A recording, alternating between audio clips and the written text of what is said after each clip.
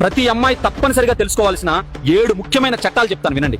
మొదటిది పోష్ యాక్ట్. ఇది ఉద్యోగ స్థలంలో మహిళలను లైంగిక వేధింపుల నుంచి రక్షించడానికి ఉన్న చట్టం. ప్రతి కంపెనీలో కంప్లైంట్ తీసుకునే ఇంటర్నల్ కమిటీ ఉంటుంది, ఉండాలి కూడా. అనుమతి లేకుండా టచ్ చేయడం సరదా కాదు, అది నేరం.